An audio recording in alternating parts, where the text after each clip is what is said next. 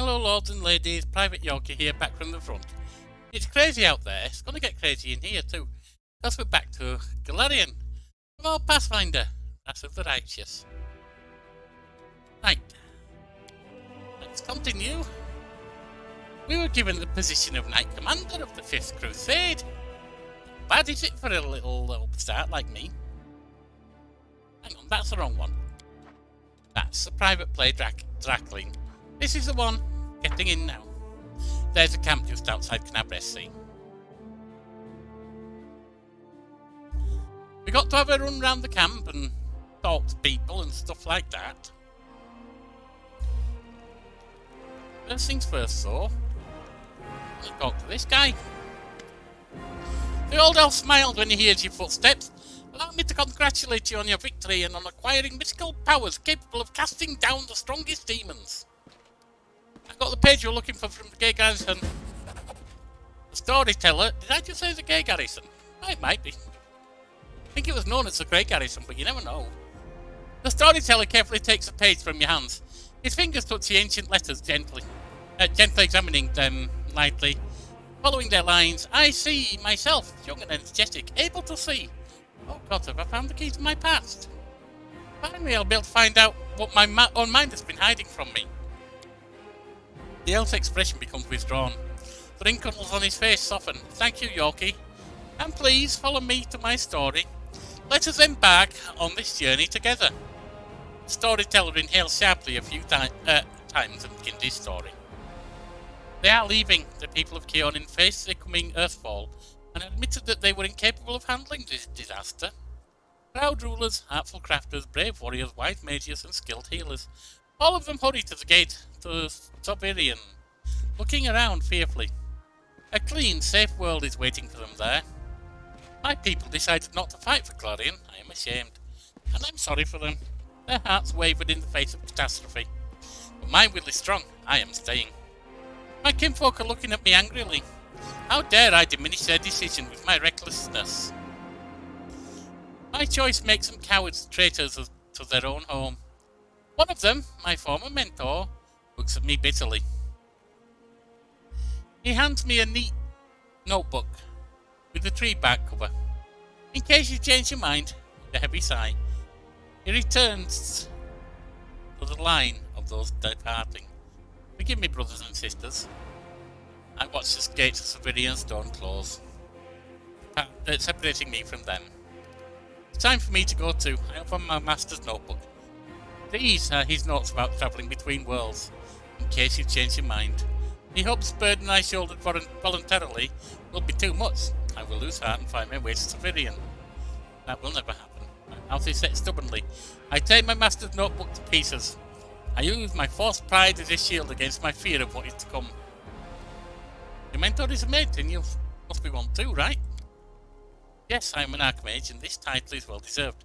I have acquired delicate mastery and succeeded in many areas of magic. Curiosity has always pushed me towards new knowledge since the first day of my apprenticeship. Why did the elves decide to flee and not fight? Storytellers purse with disdain. They are afraid to lose what they have. They were rulers, long-lived and powerful. They valued their lives and sunshine too much to enter the fight with the aftermath of Earthfall. What is a Spedian stone? A magnificent crystal, bent into an arch by a mighty hand of an ancient divine creator. A great gateway to other worlds. It breathes power. It dreams of eternity. Why are you angry at your fellow elves? I spent many hundreds of years in Keonin. I have always admired the way my kinfolk cared for the forest that was their home. But the rest of the world seemed to mean nothing to them. But I love Galarian. All its places, all the forms it manifests in. I travelled widely even. Then came home and told my kinfolk about my travels. But they weren't interested. They only cared about Keonin. Just want to check sound on something here. Yep, getting that recorded, fine. Alright. But they weren't interested. They only cared about Keonin. Their lack of desire to hear about the wider world makes me sad and angry. What happened next? Earthfall happened at night. I'm standing at the top of my tower many miles to the north of Keonin. I see a blaze far in the south. I hear a horrendous rumble. The air is groaning, giving way to a huge rock, pushing down on my world, and then a blow. Vibration that penetrates everything, reaching down into bowels of Galarian, and up into the vaults of the sky. Crunching bones, blood from burst vessels, filling my eyes with darkness. Drowning in timelessness along with countless denizens of Galarian. Never before have we been so united in our feelings. When I come round, the darkness remains. My first terrible thought, I'm blind, but no. Little by little I begin to see the stone wall. I am alive. Why is it so dark? The answer is quick. The smell of ash everywhere. The great burnt sacrifice filled the air with incinerated particles of what was recently the continent of Asland. Great cloud at day and complete darkness at night. My heart sinks with fear. Treacherous thoughts fill my mind. Why did I stay? Why didn't I run like everyone else when I had a chance? I clench my teeth and stand up to watch Earth fall, proudly, like the last dark mage of Keone should. Will my world really perish like this? Will I perish? No, that will never happen. I am still alive and I can fight Earthfall and the darkness, not run from it in my blind panic like my kinfolk, my cowardly teacher. What can I do? I will not stop the disaster. I will hardly be able to save empires from their destruction. What can I do? I am but one archmage, powerful and weak at the same time. What was the tower you mentioned? It's my retreat to the north of Keone. My home away from home. My observatory. From its top I watched the stars, and when they were correctly aligned, the other worlds as well. Here in the northern wastelands I found the highest mountain and built a tower on top of it. On clear days I could see the mist over the lake of mists and veils in the east. That's how high I was. What is Earthfall? A disaster of untold proportions, an unborn planet dropped on Galarian by a blind fate or someone's evil will. A blow so strong that the continent of Aslant is destroyed within moments, turned to ashes, wiped off the fate of Galarian. In this burnt sacrifice, clouds of ash and dust are born, stealing our sun. Without the warmth of our star, the air cools, the soil is barren. Dark creatures crawl out of their lairs to rule, and the most frightening thing, without the sun, all hope dies in the heart. This is the age of darkness. What are you going to do next? I don't know, I need to think. My opponent, Earthfall, isn't much stronger than me. I don't know things destroy life, it killed an era, ending the greatness of Galarian civilizations. They will sink into oblivion, be forgotten as if they never existed. I need to think. The elf suddenly winces and he's silent for a few moments as he calms his heavy breathing. Forgive me, I shouldn't have raised my voice. The story was much harder than many before it, mostly because I played the main role in it. It is so strange to see myself feel the emotions tearing me up inside. I became both a storyteller and the main character. Too bad the story ended at that moment. Uh-oh. Am I lagging?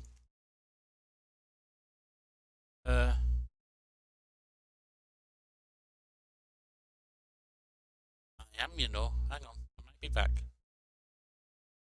Hopefully I'm back. Yes. Sorry, I had some bad lag. It's so strange to see myself feel the emotions tearing up inside. Okay, I've seen that. Please, if you find other pages covered with ancient Elvish writing on your travels, bring them to me.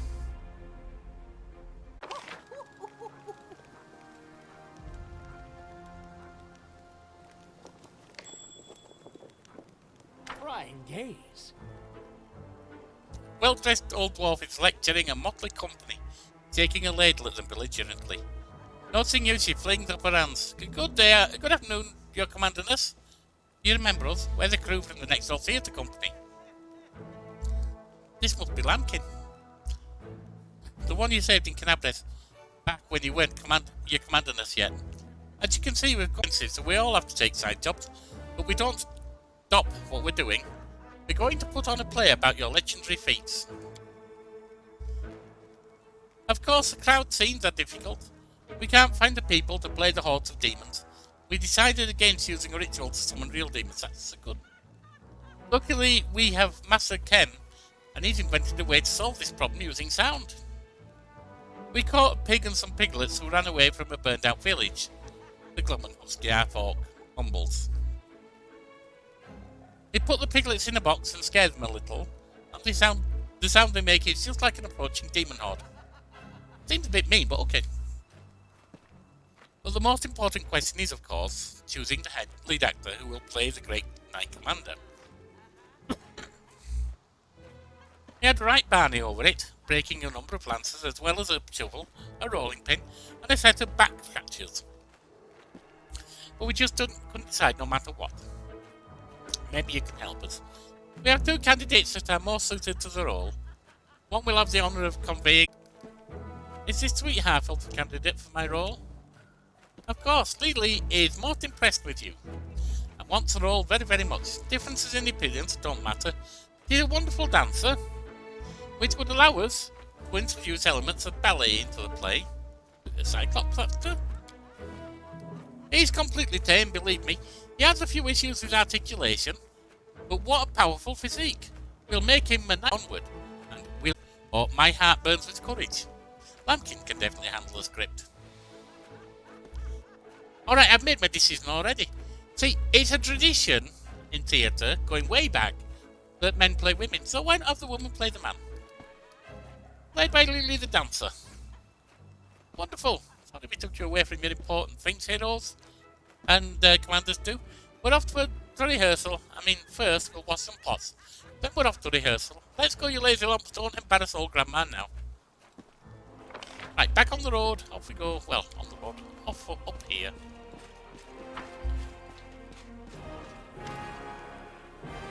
Ah, there you are, you dashing troublemaker, you.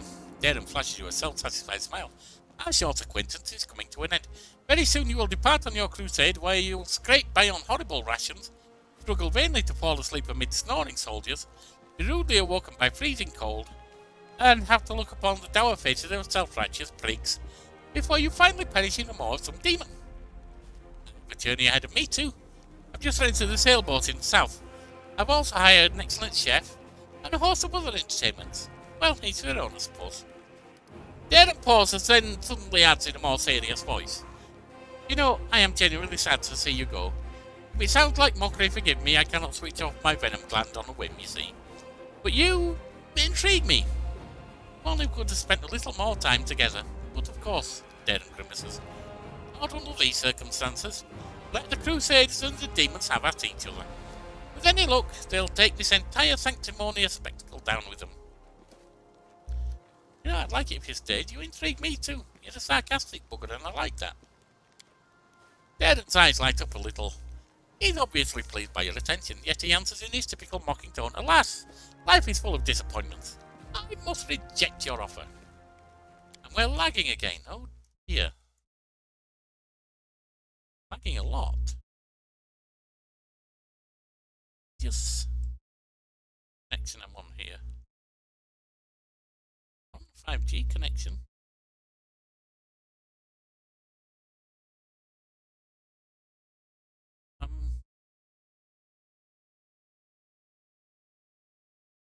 This is not good.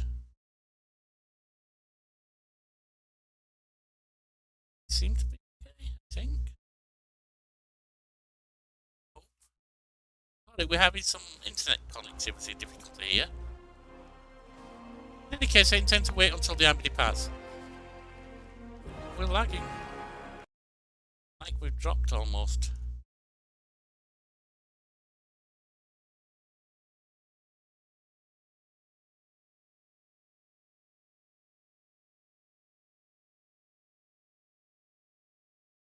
Oh,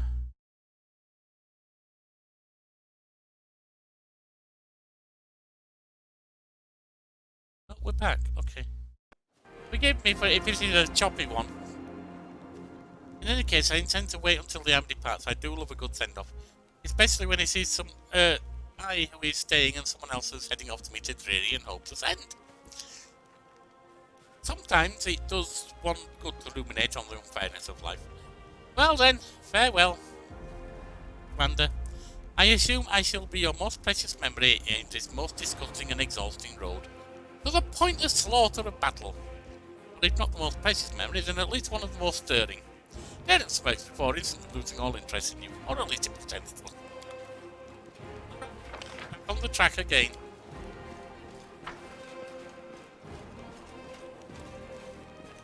These are the fights of Eagle Watch. I personally chose every one of them standing here, and I'm ready to bounce with them. Ooh. Then we need to talk to the quartermaster. The burly soldier with an impressive beard greets you with a broad smile. Wilson Gams, camp quartermaster at your service. How may I be of help? Tell me what you have.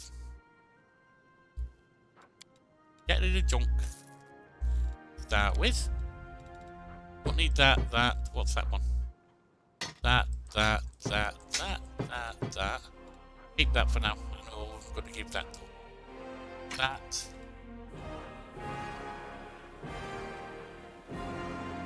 That. I know that goes. That's going.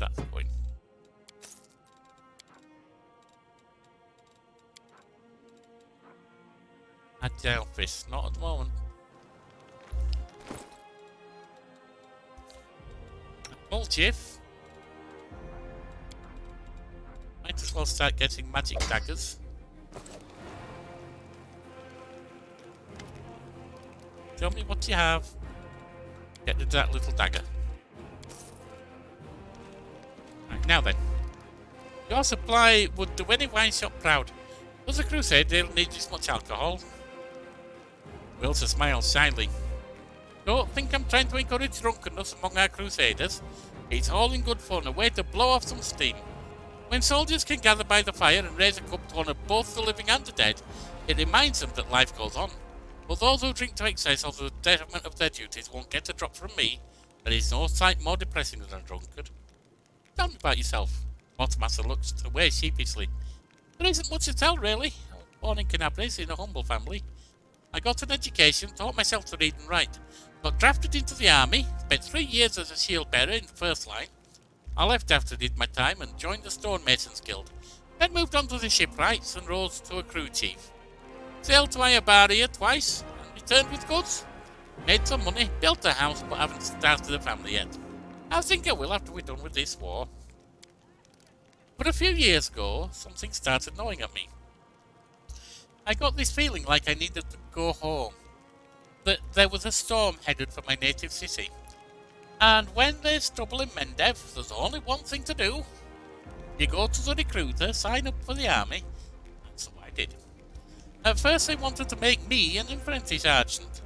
But then they decided I'd be better fit in the supply department.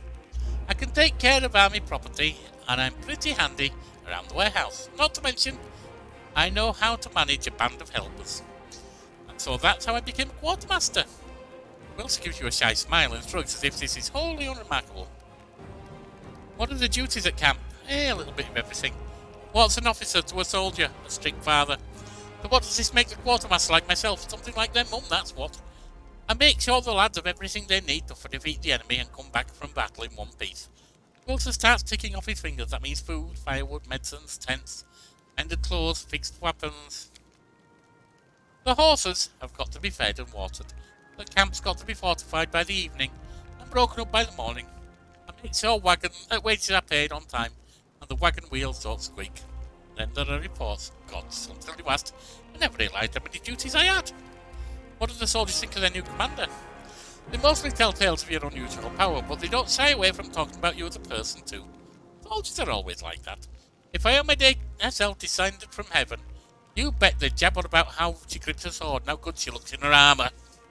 Yeah, that sounds about right. Word is that when you were a little kid, you know why that sounds right? I mean, I've known people in there who've been in the military. Honestly, it's the human part of it that sticks out to them. Or some of us are exotic lady from another plane, and she taught you some tricks no priest or magic can do. Alright. So, that's them. Now, we need to go to the commander's tent, I think. Visit journal. Oh, this is all falling off. Yep, go to the commander's tent.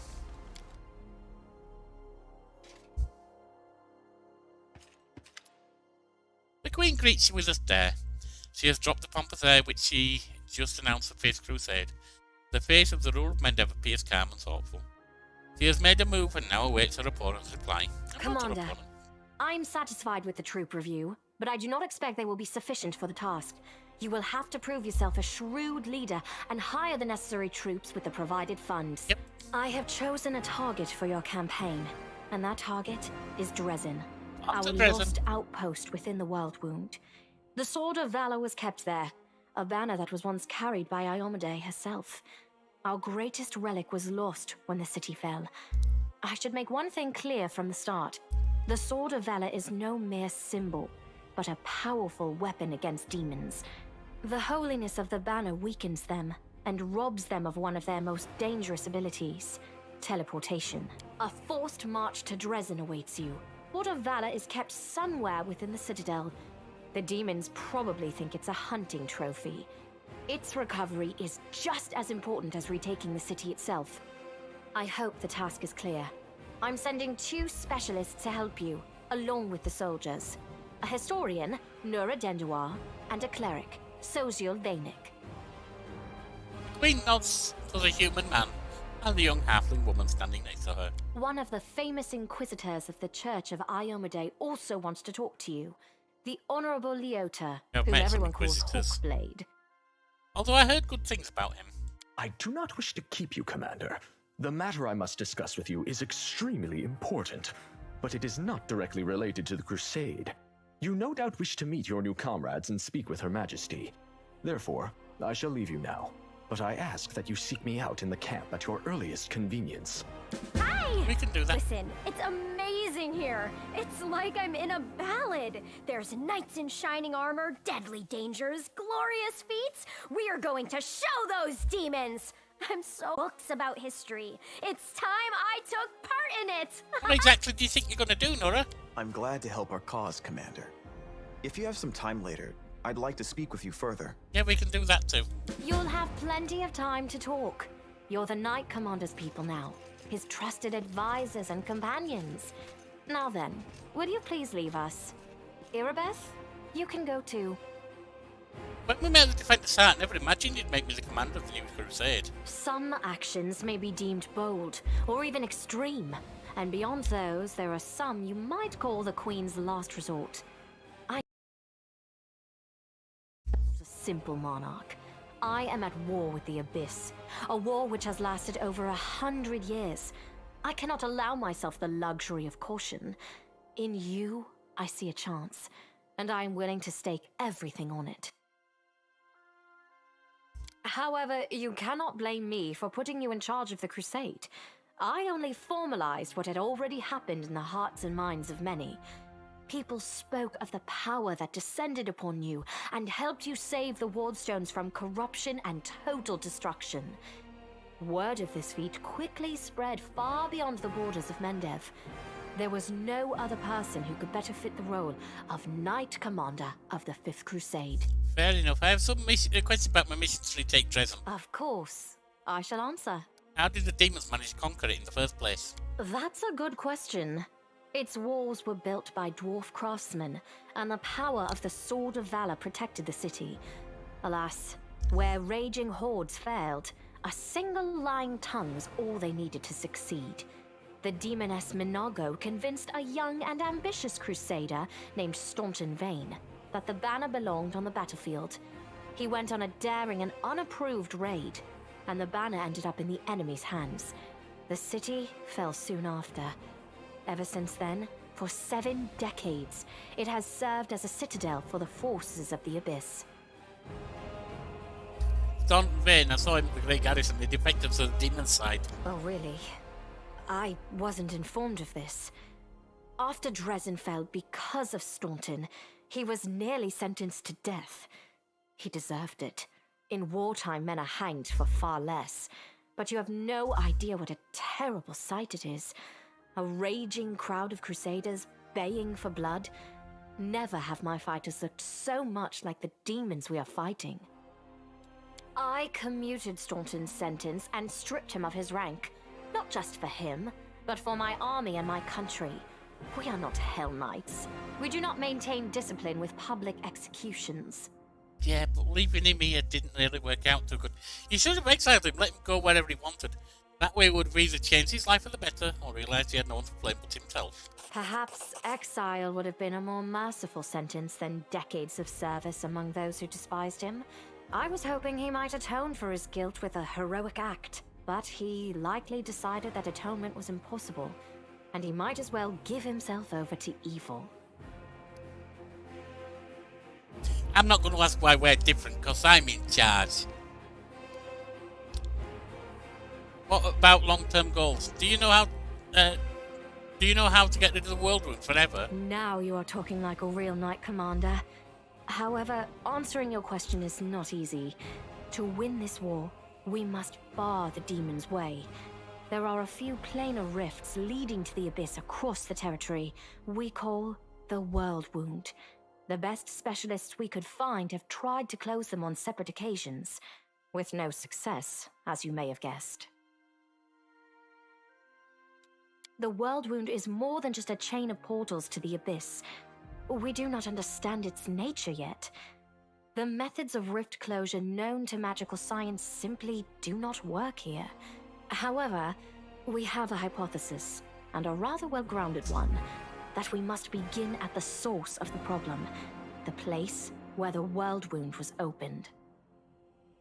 The main rift lies through the city of Iz and the Threshold Fortress, deep in the former lands of Socorus. We have never managed to fight our way so far and gain a foothold to allow the mages to explore the origins of the world wound. So, the next step, after you succeed in Dresden, is an offensive push deeper into the world wound, with the aim of reaching Threshold, the very threshold of the abyss. Well, I guess it all depends what the defense of the city is.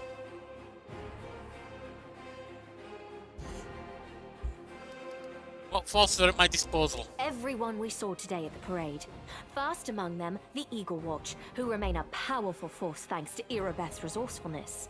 Also marching with you are several minor knightly orders, as the minor volunteer units like to be called. And finally, I have personally selected some recruits from Neurosian. They have little in the way of battle experience, but great determination and a thirst to prove themselves. I've always thought that an army benefits from at least one such unit. These forces, as I said, are not enough for a march on Dresden. You will have to hire additional troops with the funds that have been provided to you.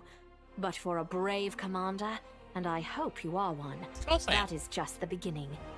If you retake Dresden, recover the holy power of the Sword of Valor, and gain a foothold in the region, then new armies will join under your banner. Absolutely. The Fifth Crusade is only beginning. Many battles and victories lie ahead.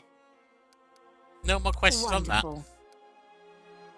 Did you know that the souls of angels from heaven I can find in the wardstones? I had guessed as much. Many angels fought alongside us in the First Crusade. Heaven was unable to mobilize its full might to aid us, but individual celestials volunteered to fight for our cause. Then one day, they all vanished, saying that they were setting off on an important mission. Not long after, Iomede's herald erected the first wardstone in Kenabres, and then the others in cities across Mendev. Even back then, I had nagging doubts, but my faith in Iomede easily assuaged them. It is for us to serve the goddess after all, not to question her works. Not sure I agree with imprisoning people like that. In any case, I am glad you did not allow the demons to commit sacrilege and gain control over the wardstone in Kenabres. We might have lost one of the wardstones, but the chain is still standing. You should know I received an unusual gift in the cave beneath Kenabres. In a vision, I saw the death of an angel called Lariel. Somehow he was able to grant me the ability to reveal the light of heaven. Lariel. I knew him. He disappeared shortly before the world wound grew, and Dresden fell into the enemy's hands. In the chaos, we had more important concerns than investigating the fate of a single angel, even one so righteous and beloved as Lariel. And afterward, matters took a turn for the worse. The angels left us to go on their special mission. It is so strange to hear the names I used to hear when I was young, like getting a message from the past. It is sad news, but it brings me back to the times when we strongly believed in our victory, and we rushed headlong toward it without fear. Could it be that such times have come again? Absolutely. Let's rush to our rush to victory. And what are you going to do? Overlooking a spot of insubordination just at the moment. However, I shall answer you. I shall prepare the defenses at Nerosian and all the other border cities and plan the future of the Fifth Crusade. Does that satisfy your curiosity, Knight Commander? My queen, I'd like you to remain with us. The Dresden campaign is the hope of the Crusade, and the blessing of everybody to carry may be decisive in this battle. Here, a polite attempt to appeal to the conscience of an old sovereign? I don't know if you realize what you're suggesting. If our enemies in the depths of the wound were to discover that I was with your army, they would immediately send their most vicious demons to attack. They would stop at nothing to be rid of me, and thereby sow chaos across Mendev. But you are right. I shouldn't be sitting it out in the rear. I am a warrior queen, and a You do queen have a nice of rear. warriors. Yet my fighters have forgotten what I look like. Fine. I shall join the crusade, but on my own terms. First, I shall assemble my entourage and lead the parade out of the camp. I shall catch up with you later, along with a few hand-picked bodyguards. We'll change our armor, and I'll become a knight of a minor order and join the troops incognito. Sounds good. Until we approach Dresden, no one should know I am among you. But before we storm the city, I shall show myself to the troops and join the battle. Let it be a surprise for the demons. I hope you won't complain of my company on the road, Commander, since you were the one who insisted upon it. Do you have any other questions? I think the task is clear, don't you? Splendid. Ah, yes. We have one final matter to attend to. It should be rather enjoyable. Oh. Count, Wait, Darren. there you are. You received my instruction? I did, though I did not have time to read the thing before I was dragged before your majesty. In truth, I was readying myself to depart. No matter. I trust you will forgive your sovereign for the rather brusque summons, especially when you learn what prompted it. As you are aware, he has recently been appointed my Knight Commander of the Fifth Crusade. I spent a long while pondering whom to appoint to the highly sensitive post of Commander's Field Attaché and Advisor Plenipotentiary without portfolio. Congratulations, Count. It is a great honor, I suppose. I think she just put him as my lackey gopher and dog spotty, don't you? That's what a wonderful gesture, Your Majesty. I imagine our dear Count would have been inconsolable if you hadn't given him his chance to serve our common cause. I knew you would approve, Commander. The Queen bestows a smile on you, then brings a gaze to rest on Darren once more. I had my doubts about whether you were ready for such a responsibility, Count. But your conduct in Kenabres has put my mind at ease. So, you will travel with the troops to Dresden. Only the commander may remove you from your post. But I trust that you will dutifully fulfill his orders and make a good showing of yourself. Especially since word of your appointment, Count, will reach the court at any moment. All of Mendev's nobility will be following your successes in You're service stuck, to the Darren. nation, including all of your devoted admirers. I even heard that one bard with whom you are particularly friendly has already begun composing a ballad to honor your heroic participation in the crusade and your faithful service to the commander here. Your largesse truly knows no bounds, dear cousin. I am most gratified by the honor you have shown me. Then let's get going. May Ayomade help us. You're stuck, Darren. Oh, alright, Anivia. Anivia sweeps an inquisitive glance over you, so tell me straight. How did that brawl at the Great Garrison end? I heard rumours, of course. That's kind of my job, you know, to listen. You've no idea what cobblers the Crusaders say about you. Some say that Ayomade came to you and appointed you her herald. Others say that you died, and that only the God's angel is now leading the army disguised as you. Still others say it was just an explosion in the alchemist's lab, and I'm the one spreading rumours about your powers. I wish. But you know, you really have changed since the Great Garrison. It's hard to describe, but you become kinda Anivia waves a hand, trying to find a word. Stronger? More dangerous. Stronger. I have a gut instinct about these things. If I didn't, I'd already be dead.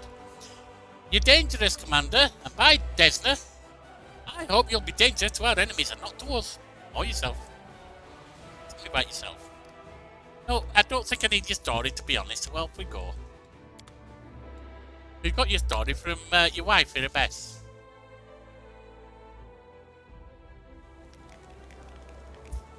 Right, next up. Coming over here to talk to her wife, Kenabres. Oh, there's a column. Commander, allow me to say something. Kenabres looks even more serious than usual. Before you, this wasn't a war, it was an agony, drawn out over decades. No one believed in victory anymore. When the demons attacked the city, for some it was a relief. At least the end had come. They laid down their weapons and surrendered without a fight. I felt the same thing, but somehow got through my stubbornness and the vague hope that if nobody found Anivia's body, she might by some miracle have survived. And that miracle was you. You returned my beloved to me when I'd almost lost all hope of seeing her alive again. Then you went on a suicide mission to the Great Garrison and won the city back for us. You turned a defeat into a victory. I know it wasn't easy, but you make everything seem so effortless. You do everything just like that, she says, with a snap of her fingers. The Queen believes in your powers too, but for me, they're just more proof of what I felt that day, when I saw Anivia alive, standing next to you. You're the miracle we've been waiting for. You're the one who will finally put an end to this terrible war.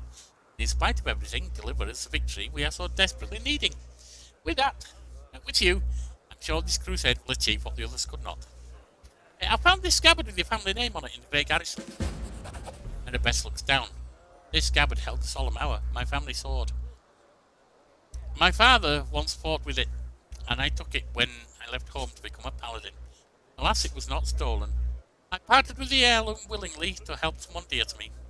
Anivia needed expensive healing, and having no other way to procure the money, I pawned my father's sword. I think he would have understood. I'm sure he would have given up everything to help the family. I hoped to redeem the solemn hour eventually, but there was never enough money, and soon the sword disappeared from the pawn shop altogether. I have no idea who took it. Seems like I'll have to part with my father's sword. Forever. Is Anivia sick? You'll forgive me if I don't go into detail, it's a private matter. But I say everything is now fine. The treatment was costly, but it was worth it. You had the order's coffers at your disposal. I've got to check a message.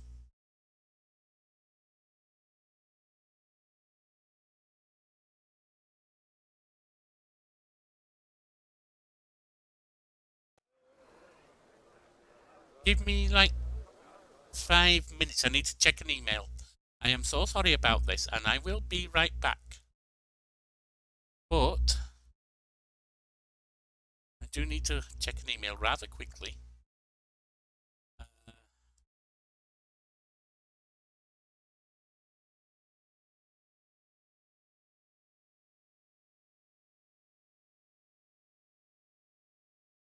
We're helping my little nephew, my 9-year-old nephew, set up a World of Warcraft account. I just have to get a code for him, and I will be back to streaming as soon as I can. If this bugger lets me in, that is.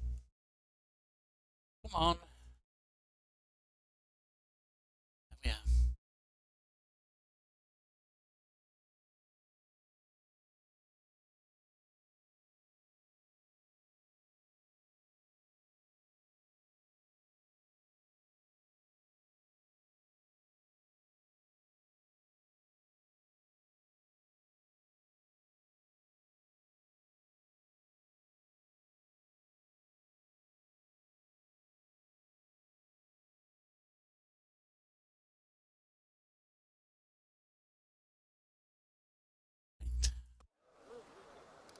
You have the order's coffers at your disposal. How can you even suggest that? Her best lovingly traces the name imprinted in silver on the scabbard's leather. My parents were loyal servants, yet it was not enough to earn them a title or a coat of arms. Still, however humble our name might be, it was worth something. I don't know if I'll ever see the solemn hour again, but at least I have its scabbard back. Thank you.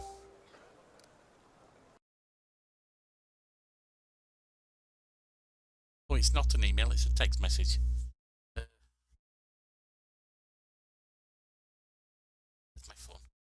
Sorry about this. Quickly check.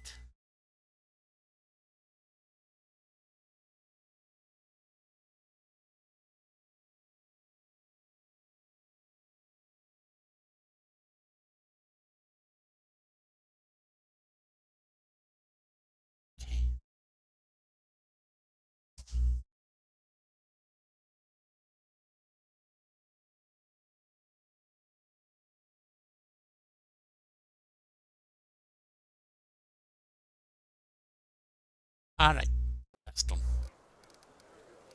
So it turns out the Queen has a head of a counterintelligence watching me. I wonder why. You think the Queen doesn't trust you? If that was the case, she wouldn't have put you in charge of this army. My main task is to be your advisor until you've gained enough experience as a commander. As for counterintelligence, Anelia and I were tasked with keeping an eye on your inner circle. But you're not under any suspicion, Commander. You're under our protection. We need reinforcements. Can you get more soldiers? Are the best rounds. When we began the march on Dresden, we chose speed over numbers. If I order more volunteers to be recruited that simply won't arrive in time, we could pay majors to deliver the troops to the camp. Except, I doubt that our army's coffers could afford it. If you can spare 7,500 gold, yep, right there. Consider it done. It's hard to believe your origin is so humble. You deserve a noble title. More than many who inherit them. Kenabres' cheeks blush a little. Thank you, Commander. It is an honour to hear that, especially from you. Every noble family begins somewhere. You must have heard the recent story from the stolen land in the River Kingdoms. Yeah, Yorkie Le Fay, I've heard of that. Just imagine coming from nowhere and making it all the way to Royal Crown in just a few years. Sometimes I wonder what would happen if I managed to distinguish myself somehow. But then I pushed away such unworthy, selfish thoughts, of course. We don't fight for rewards. The fate of the world is at stake, and yet Kenabres' blush deepens and she falls silent.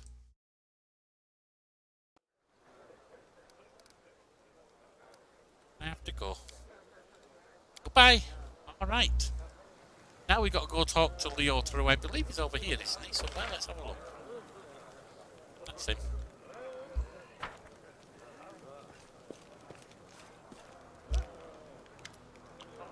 Commander! A tall man with piercing yellow-green eyes gives you a brief nod. Let me personally congratulate you on your new title, and thank you for your time in advance.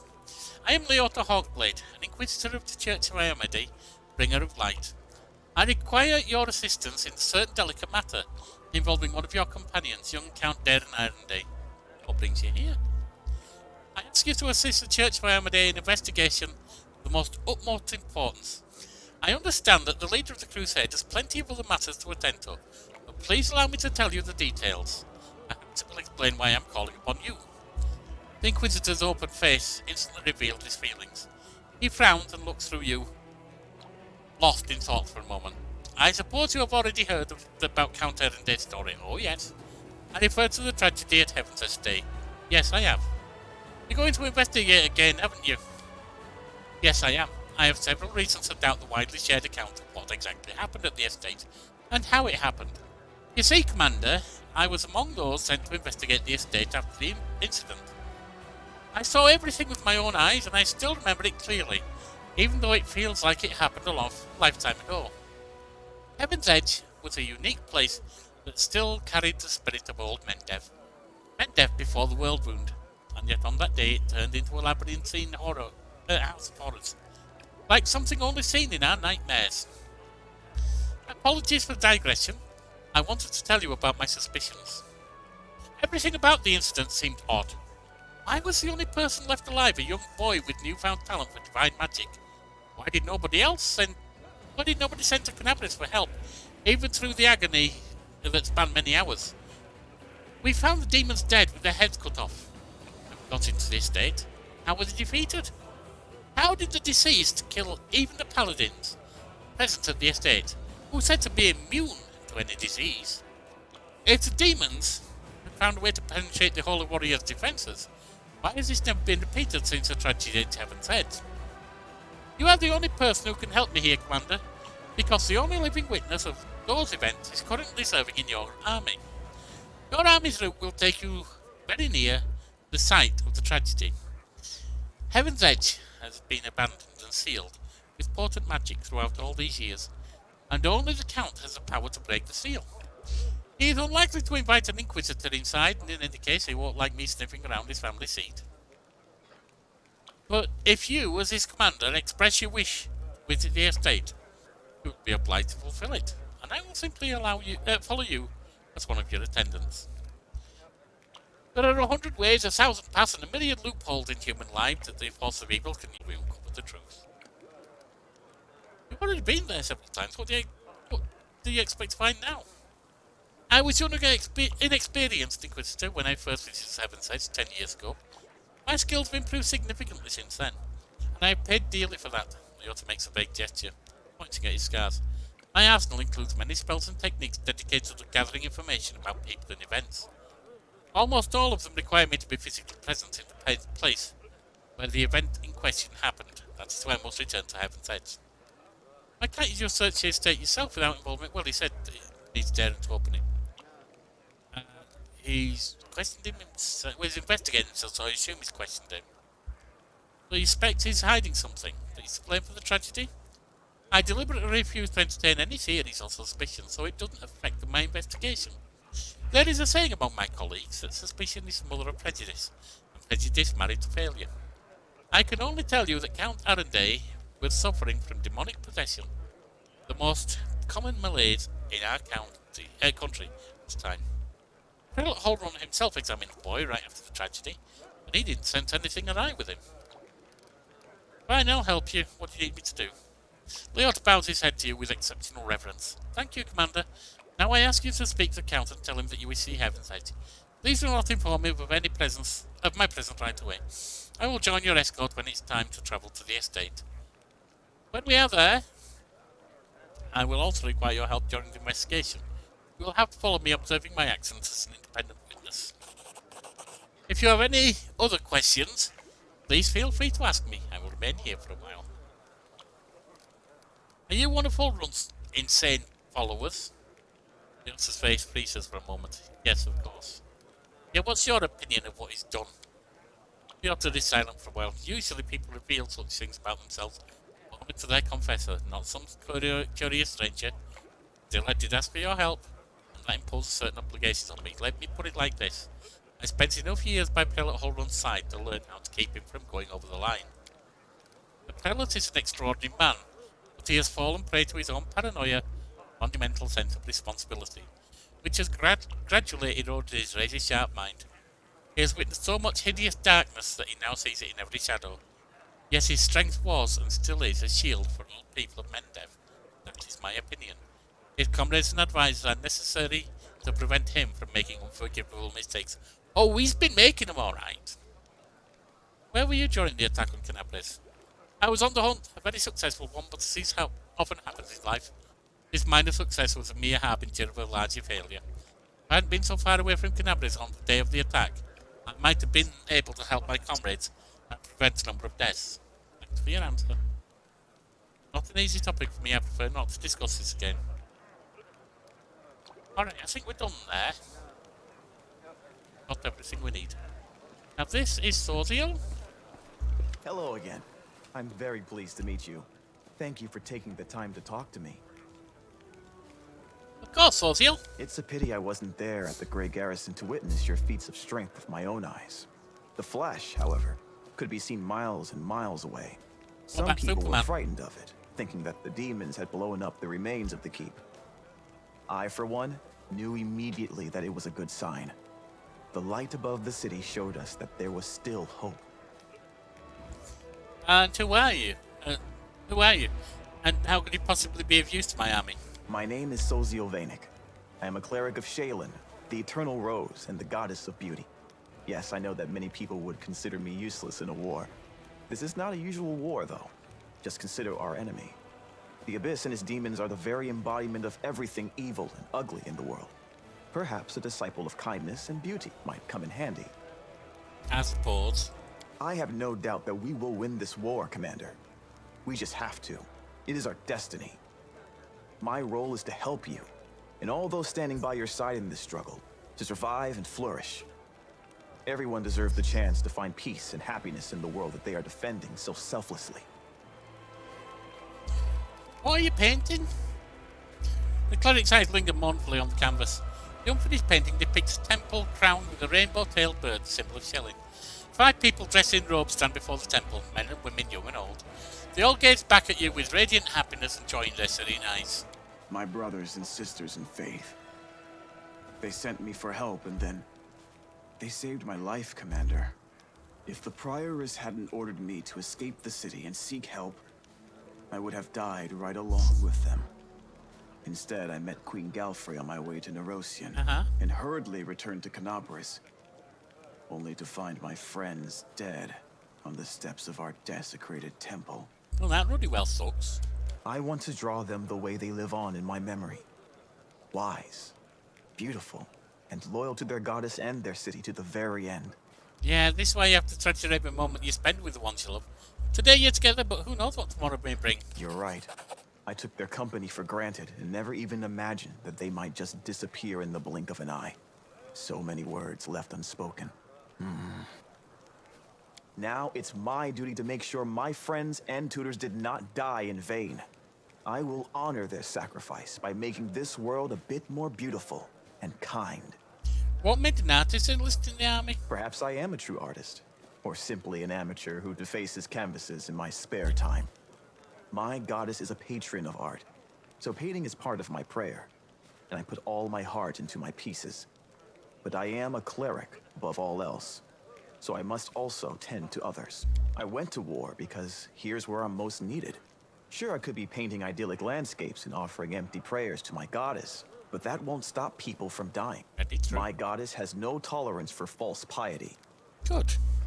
You wanted to discuss something with me, right? Yes, I have a personal request. Before we undertake our journey and leave Kenabres behind, I would like to visit Martyr Zacharias' cemetery for a funeral. It's not far from here, and it's important.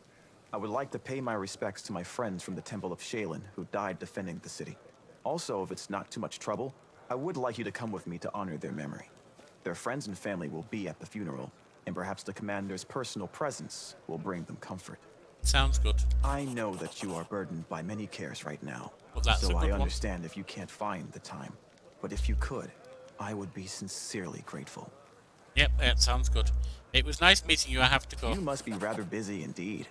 Leading a crusade all by yourself is no joke. No. I still believe that you are up to the task. This war has been raging for 100 years, but you've given us a chance at victory. It's no joke, but we're going to have fun when we can, and that means a painter's going to be good. But you're not going to become winner with us most of the time. You can stay here and attend to people. There you are. I'd love to visit Heaven's Edge and see the R&D estate someday. Oh, I was just about to mention it myself. I've been thinking, now that I'm in the middle of this whole crusade nonsense, I simply must devise new ways to have fun. With all the recent commotion, my birthday completely slipped my mind. What if we were to celebrate it at Heaven's Edge? It's not far from here, and you'll get to enjoy a banquet in a bona fide haunted house. Yeah, sounds good. Darren seems to have trouble getting the words out, which clearly indicates how rarely he has to ask for anything.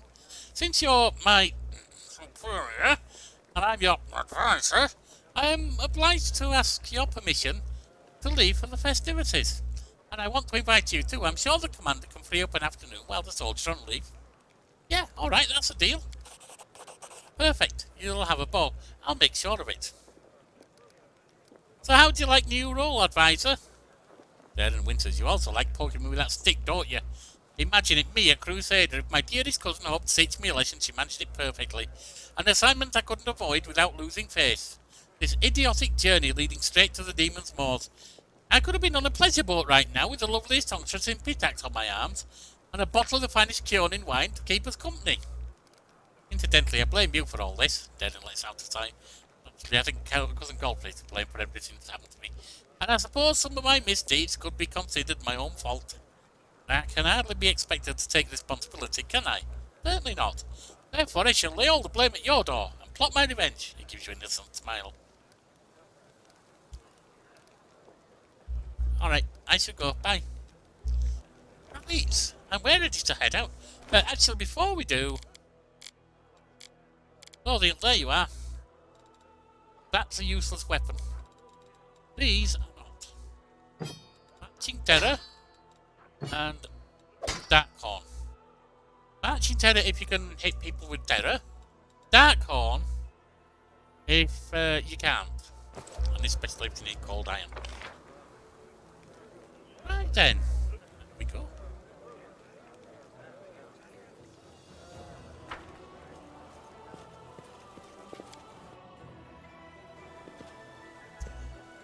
Darren, you can stay behind for now because we need him.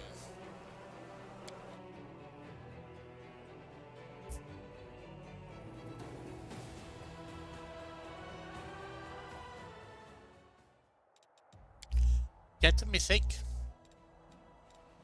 Mythic. It's going to be... Where is it? Impossible domain. Animal domain. I think you're going to get the leopard.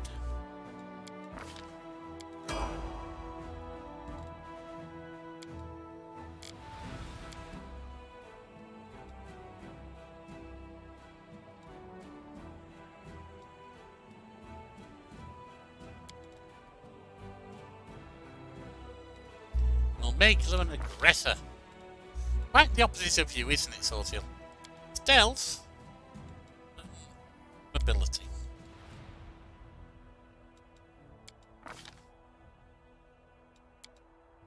Weapon finesse.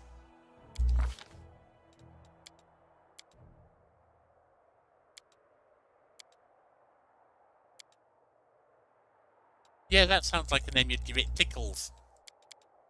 There we are. Level 2. Level 3.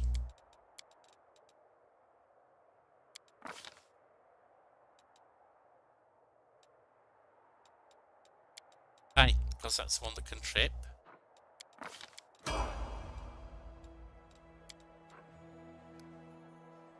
Right, and now we go to Marta Zacharias' place. Why are... Oh, because you got Finian, don't you?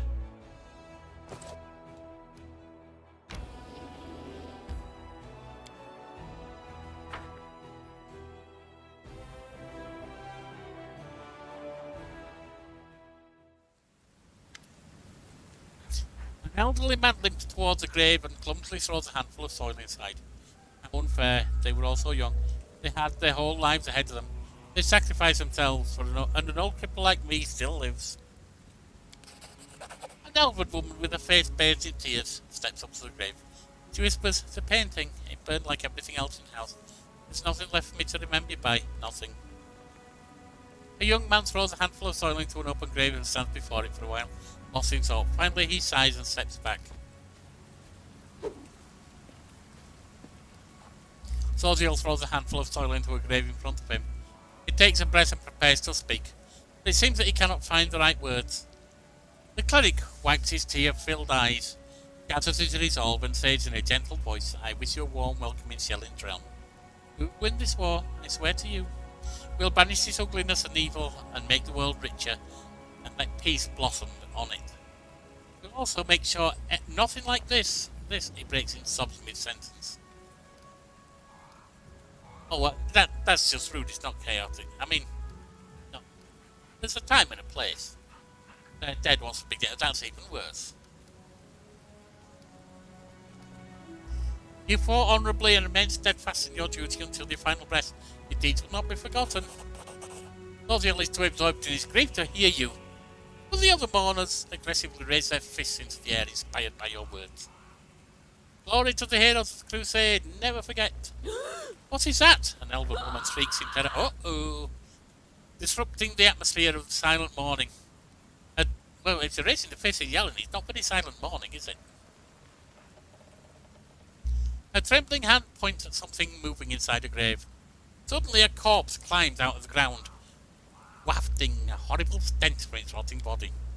It's a zombie, run! That's not good.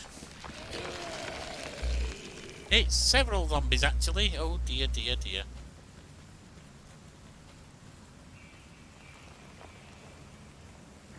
They will break against our resolve.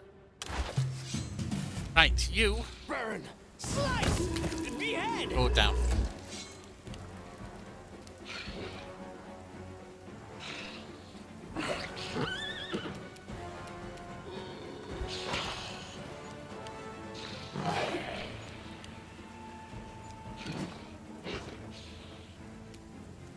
See that you can't do anything but fight, so just fight well.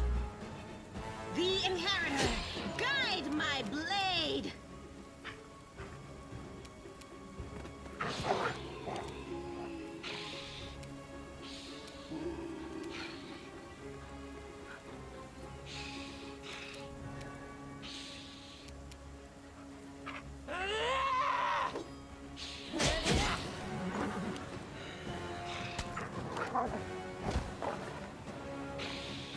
Remember, get out of there. And him. Surrender, or else! Didn't work too good. Begone, fiend!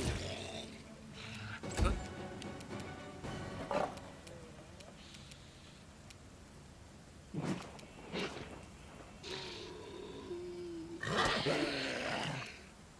Only got one hit.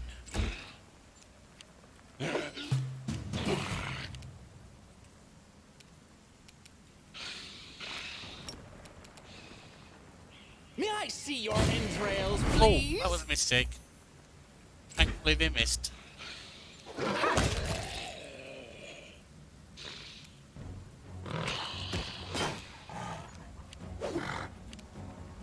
Sealer. The light, take you! Need to hit, Sealer.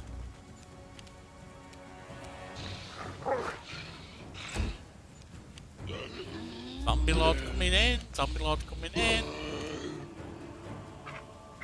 Whack. Beg me to stop! 15 damage to me. That wasn't very nice of you. Too late for apologies. Fall! You're not meant to miss.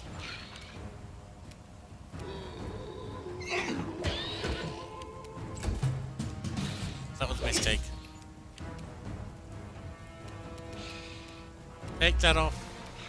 Oh, let the attack commence. You missed.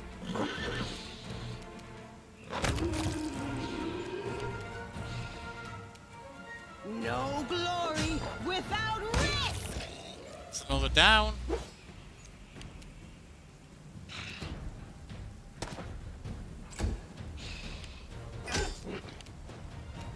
No match for me! It's another down. I'll hit you!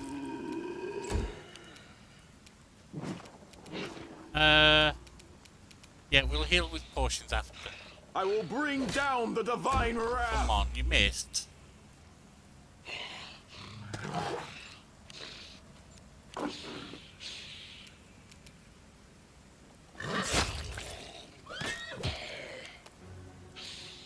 Attack! Oh. Oh, I thought it was landing, wasn't it? All I see is blackness. Oh, I'm in trouble. Die! Die! Die! He's down. Get me out of there a bit.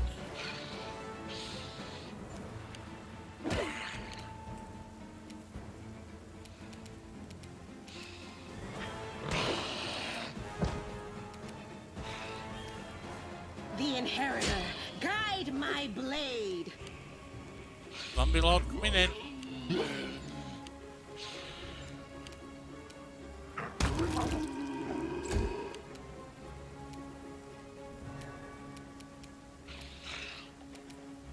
I'll rip you apart! There's a zombie coming in.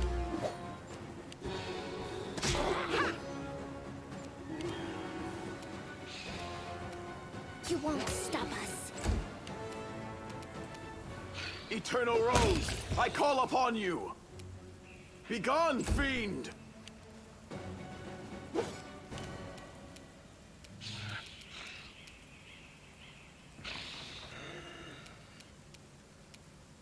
There he is.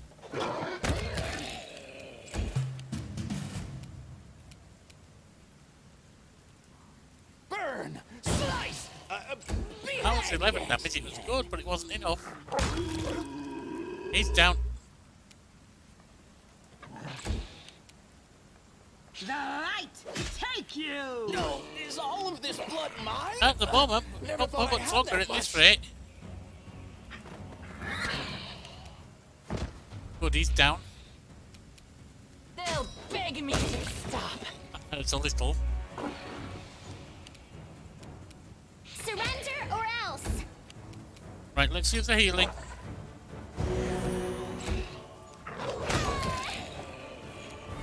Just so we can stay in the fight. Aim carefully.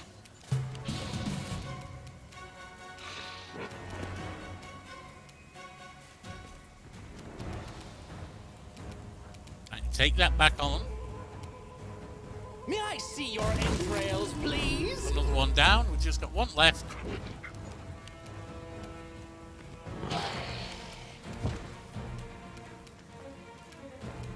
Into the fray! With heavy heart, Soldier looks at the corpse of his friends, returned to rest by his own hand. What is this twisted mockery? Who could possibly... Wait, what's this? He bends down and recovers something from the ground. Take a look at this. Soldier hands off a black onyx gem to you. Once precious stone is now covered in cracks, falling apart in your grip. As you examine the engraved Minotaur's head. The unholy symbol of Baphomet. The cleric's voice, perplexed at first, fills with rage as he speaks. Cultists! Simply murdering my friends wasn't enough for them. Oh, they had to come to his funeral and desecrate their graves. Thought he had to go through this. These demon worshippers are everywhere. Now I understand why the Inquisitor of Kenabres became so paranoid. Wait, the townspeople fled the undead without knowing there was a trace among them. Wherever they are, they're in grave danger. We must find them. Yeah, I think that's a good idea, don't you? Right, so...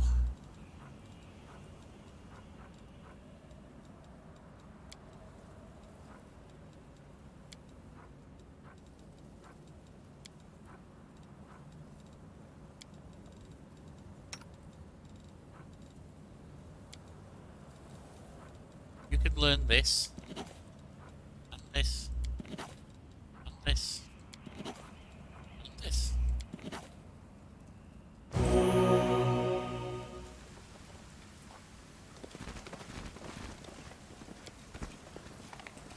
Yeah, I'm suffocating. I did it! Unquiet dead. The half-rotten corpse of a woman shambles out of the crypt. She leers at you with her empty eye sockets and croaks out a few words. Thank you, thank the gods for, and thank you too.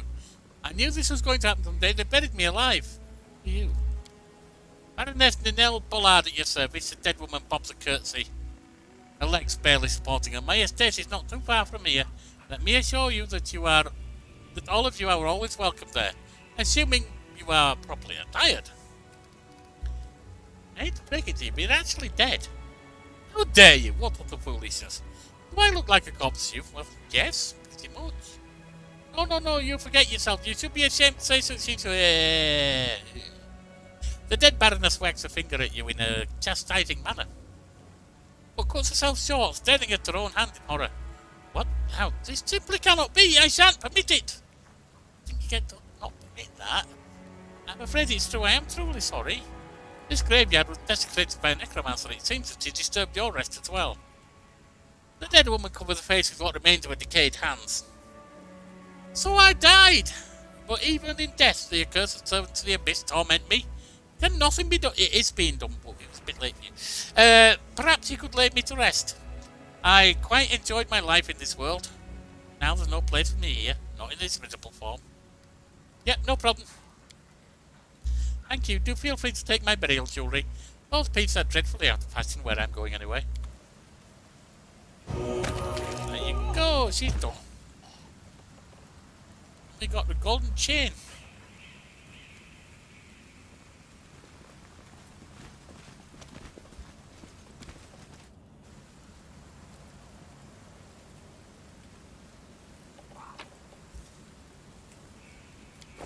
And then some more stuff. Yeah.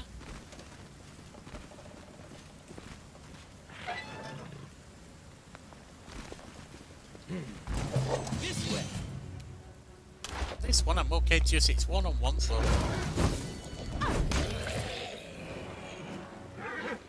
Hold on, I can barely catch my breath. Thank you.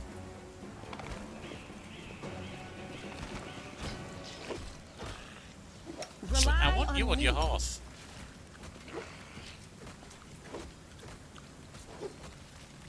Wherever my legs carry me. I will go turn-based.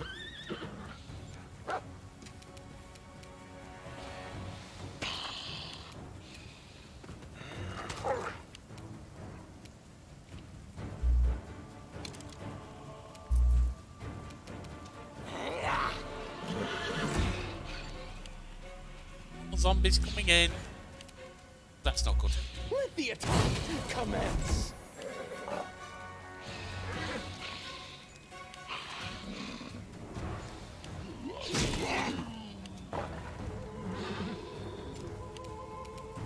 Ember, pull back. And maybe use one of them. Go. Sealer. The inheritor, guide my blade. I'm done with you.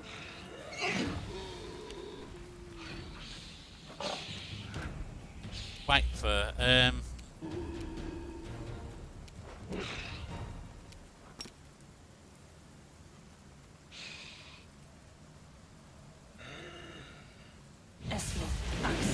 Yes.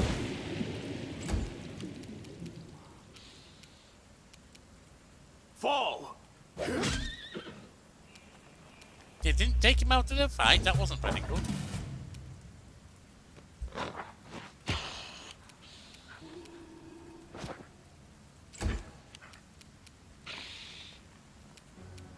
No match for me.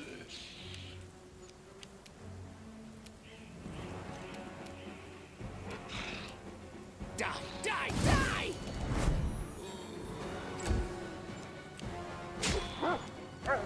You managed to hit the dog.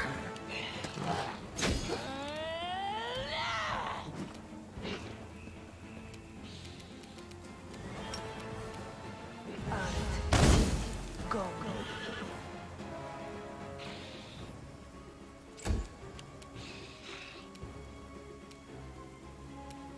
The light. Oops. Take you.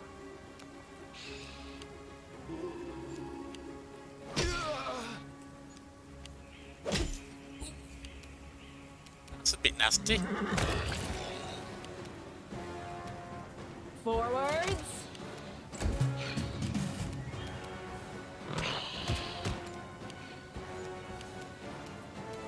I'll rip you apart.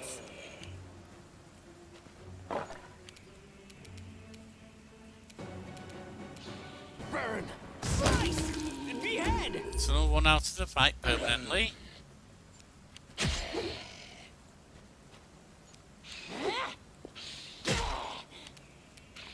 Too late for apologies.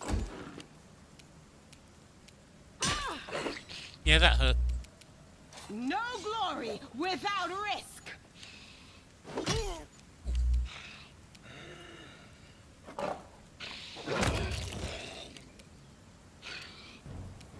A solid plan.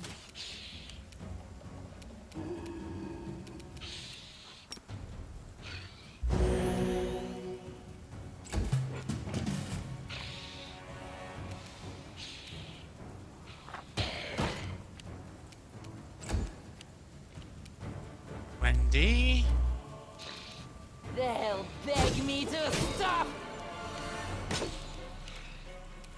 You can hit that one. See your entrails, please. Do some decent damage.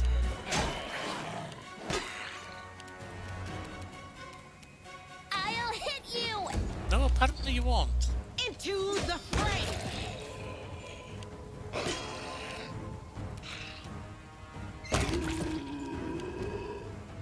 Attack! Let's get some more healing done.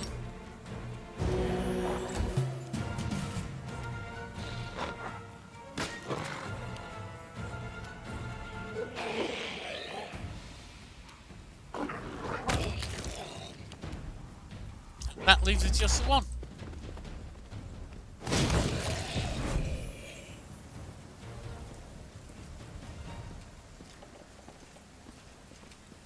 Wait, it looks like they're waiting for us.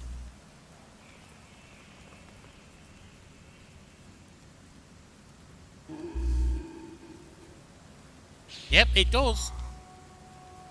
There's a whole squad of undead guarding the door. Maybe we should look for another entrance. That'd be a good plan.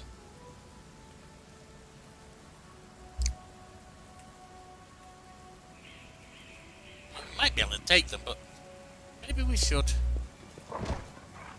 Meanwhile, also, let's get off all of that stuff. That. Our duty calls.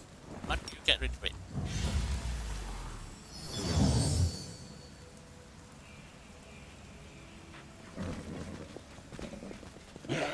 You'll make a fine trophy.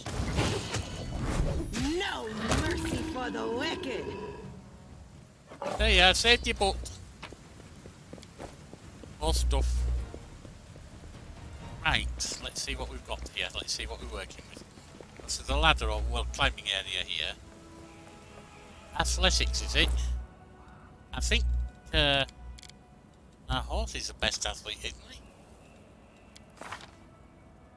That's 15.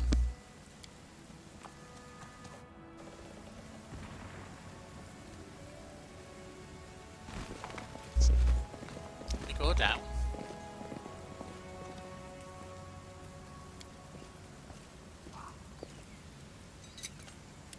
Oh, did you see that? More treasure. More if we get to the ladders. I didn't know horses were that good at climbing ladders actually, but I guess they are. Well, this one is. Horse is a ladder climber. Uh-oh. Who are you? What do you want? All you have to do is die in the name of Baphomet. Have faith you can do it. You'll bloody die in the name of Baphomet. Oh, Soziel, get your butt back here, you daft bugger. What's wrong with you? Get back here. You don't go running in alone. Dear Lord, he's an idiot.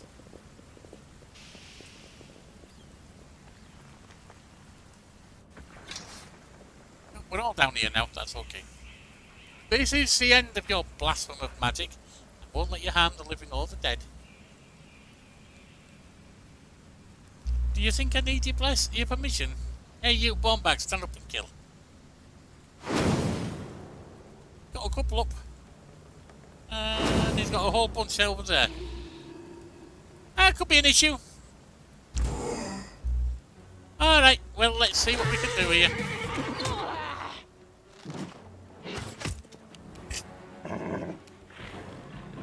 The wag. Zombie Lord coming in.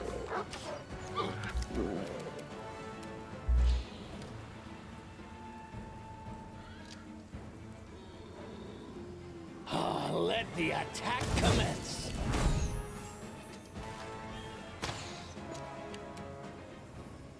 Ember. Let's try that one. Right,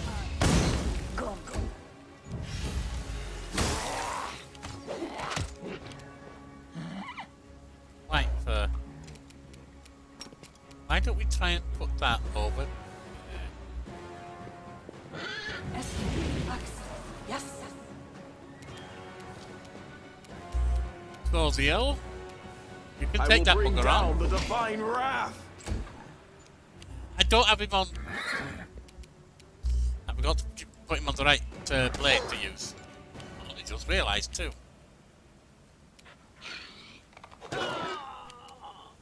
Sealer. The inheritor, guide my blade. I'll rip you apart.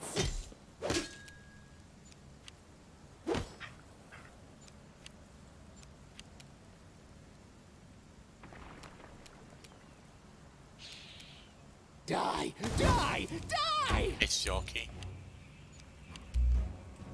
Ember.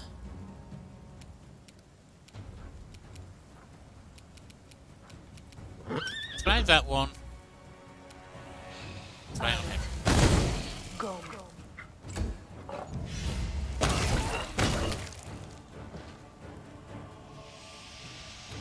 I'm not entirely sure what happened there, but whatever it was good. Aim carefully. Ozil. Eternal Rose, I call upon you! Oh, I keep...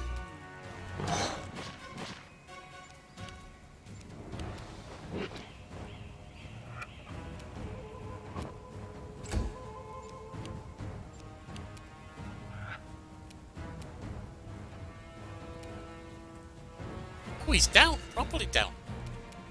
Okay.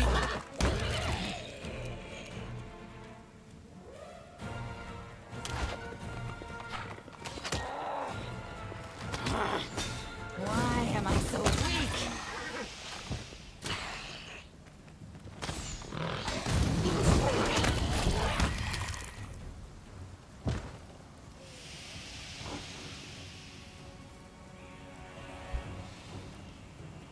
We seem to be frozen. Oh, he's up. Go eat him, Ozil. He deserves it. Don't you dare! Get away from them!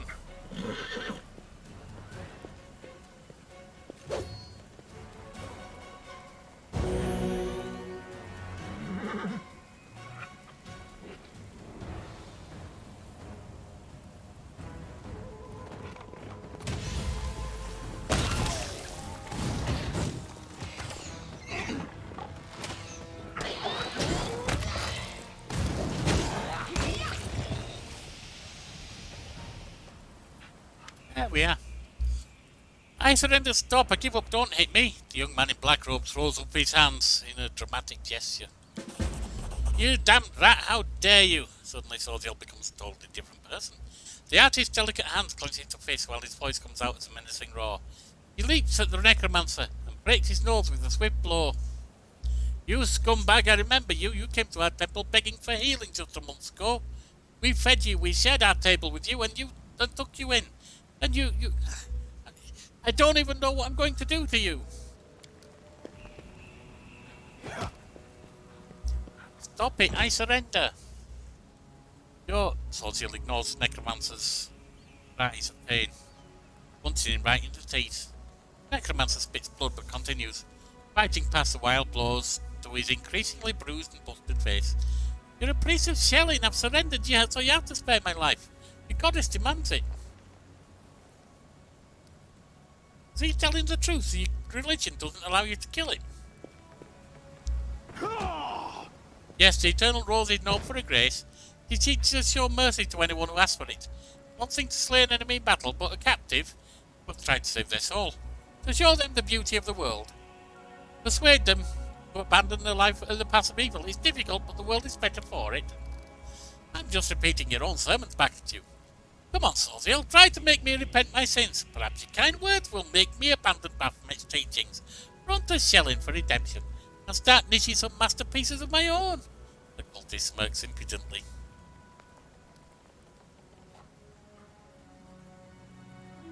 Do you really believe this scum deserves a chance at redemption? I don't know, may Shelling forgive me, but I have never had to struggle with this burden before. He looks at the cultist with visible disgust.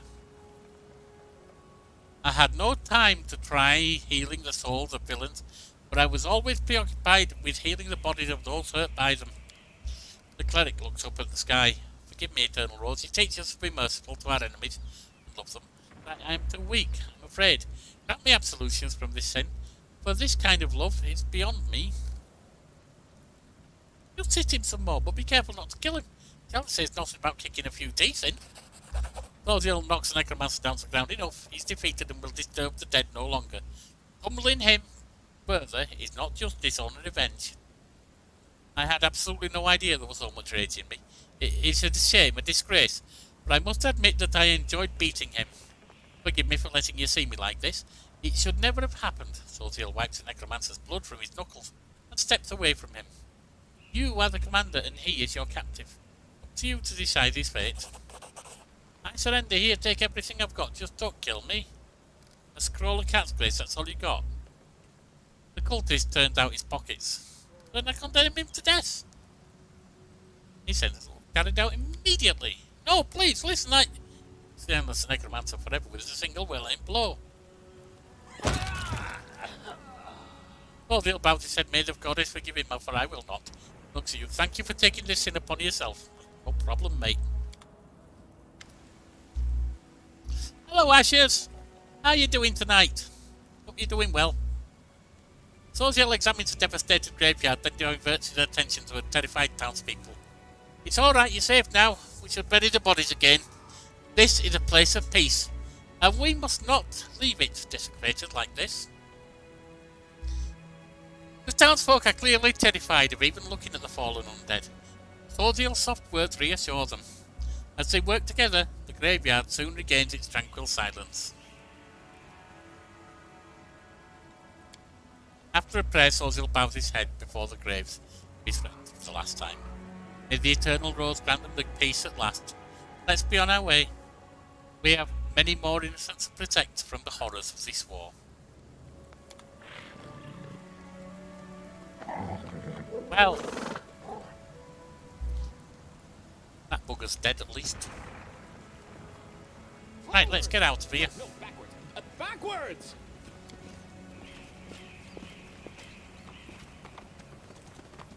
Yeah, I hope you're doing well tonight, Ashes. Good to see you, mate.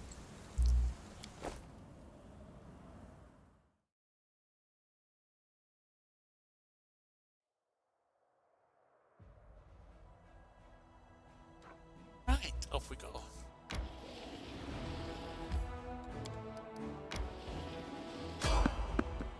Someone on the road, get ready. Magical anomalies are common in the world of Galarian.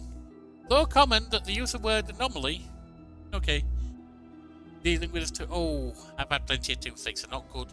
Lost a lot of teeth since moving to New Mexico, to be honest. In the water.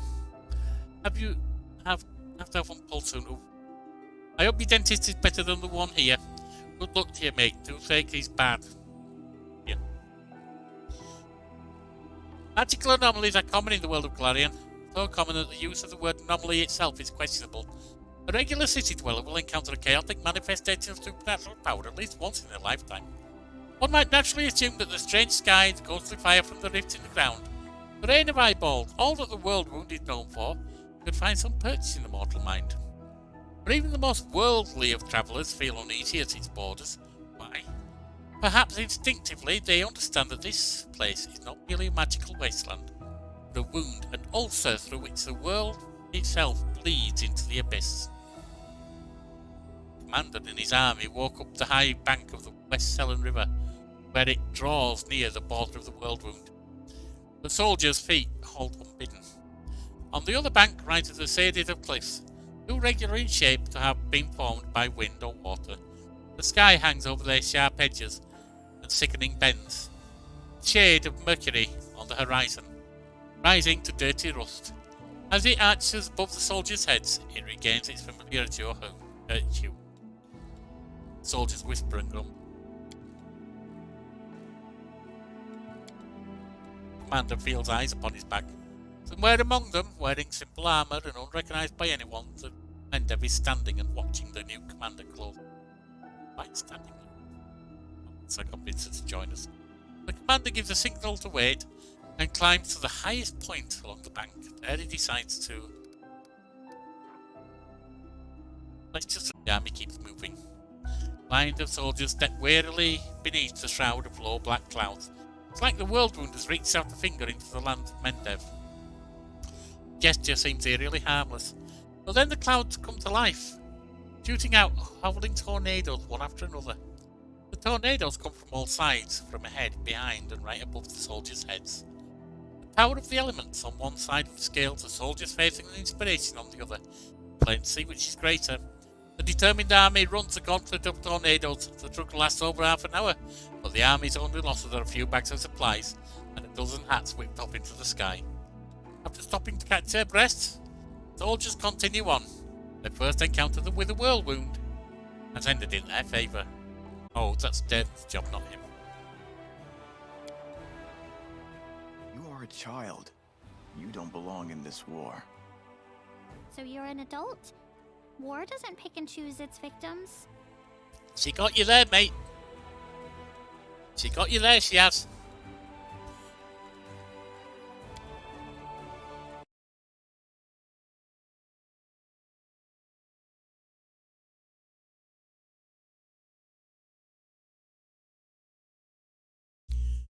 Check something here.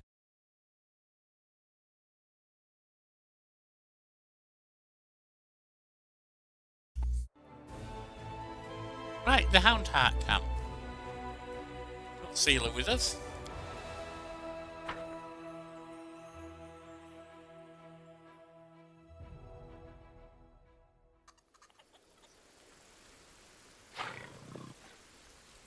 I will help where I can.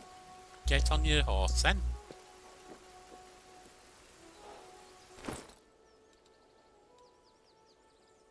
$4,303. Getting closer to the next level. Huh? What's Got that? the bag. The light take Get some feet.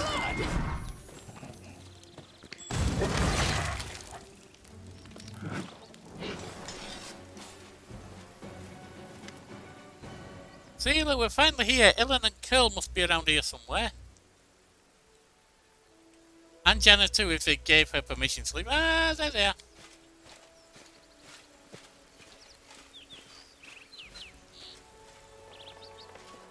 Ilan of the Hound Hats. Greetings, Sealer. Greetings, you Knight Commander. So Ilan puts his hand behind his back and bows slightly. Then he casts an inquisitive glance at you. Seems less friendly than he was the day that you met at the Kenabres Heart. Jenna puts her hand on her hip. She looks even more dashing than usual. Ilan is feeling a little shy. He thought he asked for help from a couple of nobodies like us, but now you've turned into saviors of Kenabres, Knights of the Fifth Crusade, marked by Armida's blessing. Stuck on buffering. I have had some problems with internet connectivity tonight. They're near the Grand Canyon, and the internet here is pretty bad. I've actually had some problems on my end too, so it might be that. And I apologise for any of that. There's limited things that I can do